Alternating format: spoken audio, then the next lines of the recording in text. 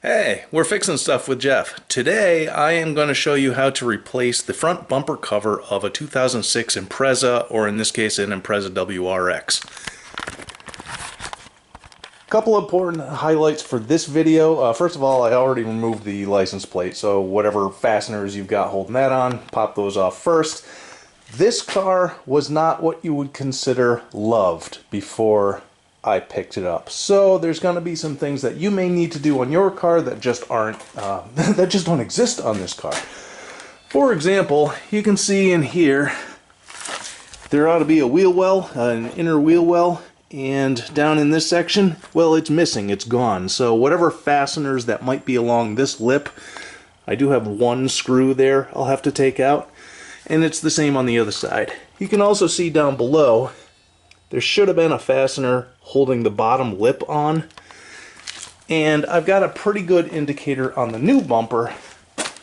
That's this hole, this fastener spot right here, and those go all the way around the inside of the bumper. Those don't exist on my car, so those are going to be skipped on my video, but you will have to get under the car and undo all of those fasteners on yours. Even these ones, these are a little more robust. They hold the bottom of the fender on, sorry, the bottom of the bumper cover on. And if I step back, you can see this bumper cover just isn't all that firm on this car. So I may try and redo some of those if there's anything to fasten them to when I put the new one on. We'll see when I get in there. Anyway, next step is to remove these, the grill. So you're going to find just a couple of fasteners. There's some missing on this, on the original as well. And the fasteners along the top, which actually do exist on this car, otherwise the thing would be just falling off. And what I just showed you is these are the ones holding it onto the car, and these are the ones holding the grill pieces on. So I'll remove those and be right back. Incidentally, this is a little fastener removal tool that I've got. It's originally made for a GM, but it's so handy on so many types of cars. And essentially, I can't do it with one hand, but you can, or maybe I can. You can see, you can pop up the middle and pull the whole thing out really very easily. Here's a little tip. As you pull the front bumper cover off of the car, if your car is equipped with fog lights, you'll see down there the wire attaching it to the rest of the car. Simply disconnect the wire harness and you can change out the fog lights from the old to the new while the bumper is off, making it much easier. Now, once you get all the fasteners on the inner side of the wheel well off, the bumper will just pull off here, and there's a clip behind the seam. You just give it a quick tug and it'll pop out like that.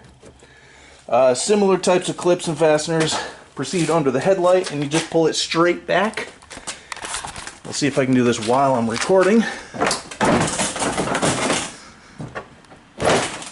That's that. Now, to get these little side grill pieces and presumably the middle one off, I took this one off before I got the bumper cover off of the car, and I snapped off the little tabs that hold it into these slots. So, good rule of thumb would be to take the bumper cover off and get to the back side of the other one, and you can see those stupid little tabs right here, and it's a whole lot easier to push from behind than it is to pull from the front, and I'll bet I can get these other ones off without breaking them. Yeah, total success. This is the way to go. You want to remove the bumper cover before you pop these out. You can push on these tabs from behind and they pop right out. Gonna do the same thing on the centerpiece. I already got one side out. Push on the other side, these two tabs.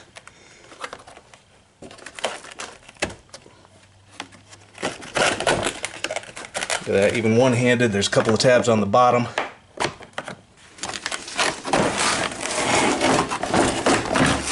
and this would be easier with two hands, but you can see it's off, no braking.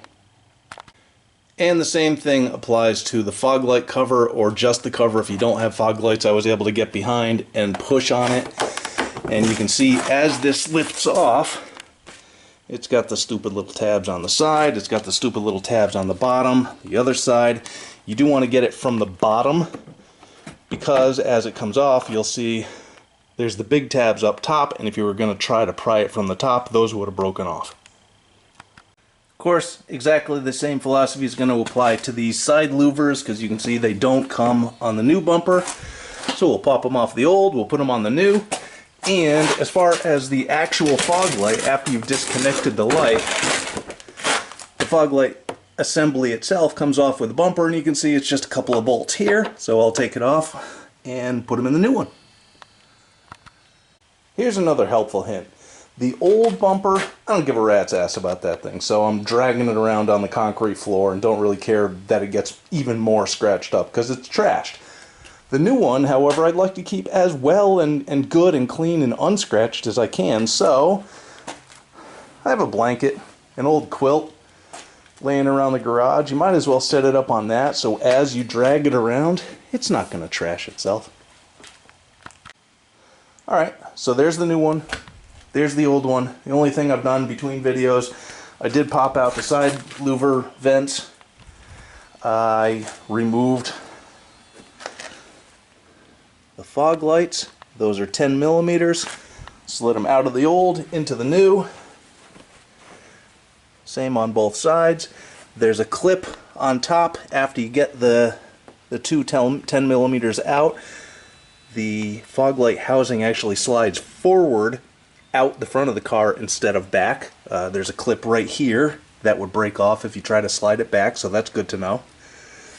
So now I'm going to bring the new one up to the front of the car and fit it on. Well, I did. I snapped it back in. I was able to use a couple of the larger fasteners down below where I said I would try. When you're putting it back on, you do want to be nice and careful. It's one side at a time. To clip these in nice and gentle, and then these ones will follow. Then we can start putting back in the pieces from the old bumper, like the side louvers, the fog light covers, of course the grille, which I haven't done yet, the license plate. And you can see, again, nice and gentle. This one's not a perfect fit, but I haven't put in the screw that's here yet, or that should be here. Ladies and gentlemen, long story short, that is how to replace the front bumper, rather the front bumper cover on a 2006 Subaru Impreza WRX. Cheers.